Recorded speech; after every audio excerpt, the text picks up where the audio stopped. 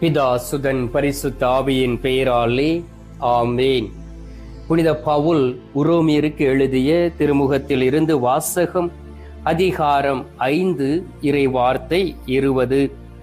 குற்றம் செய்ய வாய்ப்பு பெருகும்படி சட்டம் இடையில் நுழைந்தது, ஆனால் பாவம் பெருகிய இடத்தில் அருள் பொங்கி வழிந்தது. ஆண்டவரின் அருள்வாக்கு. இறைவா உமக்கு நன்றி. கிறிஸ்துவுக்குள் பிரியமான என் அன்பு சகோதர சகோதரிகளே, இந்த காலை நேரத்திலே உங்கள் அனைவரையும் இந்த கத்தோலிக்க காணொளியின் வழியாக சந்திப்பதிலே மிகவும் மகிழ்ச்சி கொள்கின்றேன். உங்களை நம் ஆண்டவராகிய இயேசு கிறிஸ்துனுடைய திருப்பெயரினால் ஆசீர்வதிக்கின்றேன். நீங்களும் உங்களுடைய குடும்பமும் நிறைவான ஆசீர்வாதத்தோடு ஆண்டவராகிய இயேசு கிறிஸ்துவின் மீது நம்பிக்கை வைத்து வாழ வேண்டும் என்று சொல்லி நான் ஜெபிக்கின்றேன். எனவே ஆண்டவரோடு இணைந்து இருக்க முயற்சி செய்யுங்கள். நாம் இந்த நாட்களிலே ஆண்டவராகிய இயேசு கிறிஸ்துடைய பிறந்த நாளை கொண்டாடுவதற்காக நம்மையே தயார் செய்து கொண்டு இருக்கின்றோம். இந்த திருவருகை காலத்தில் இருக்கின்றோம்.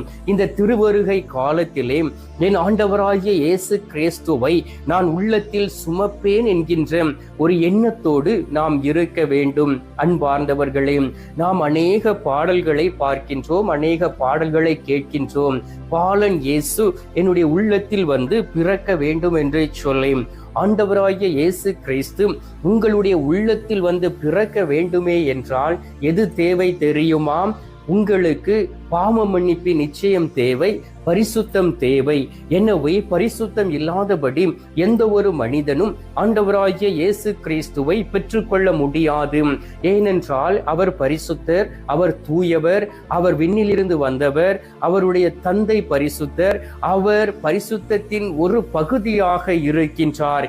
எனவே பாவம் நிறைந்த இடத்திலே ஆண்டவருடைய அருள் பொங்கி வழிகிறதாம். எங்கு அருள் பொங்கி வழிகிறது தெரியுமா? நம் ஆண்டவராகிய இயேசு கிறிஸ்து எங்கெல்லாம் பாவ மன்னிப்பு நிச்சயத்தை கொடுக்கிறார்களோ, யாரெல்லாம் மனம் திரும்பி அவரிடம் வந்து நான் பாவம் செய்து விட்டேன், இந்த நாளிலே எனக்கு பாவ மன்னிப்பு நிச்சயம் வேண்டும், என் ஆண்டவராகிய இயேசு கிறிஸ்து மட்டும் எனக்கு போதும், அப்பொழுது நான் தூயவனாக இருப்பேன், தூயவளாக இருப்பேன் என்று சொல்லி ஆண்டவராகிய இயேசு கிறிஸ்துவை கண் முன்பாக வைத்து அவரை சிக்கன பிடித்து கொண்டு இந்த உலகத்தில் வாழ முயற்சி செய்கிறார்களோ, அந்த இடத்தில்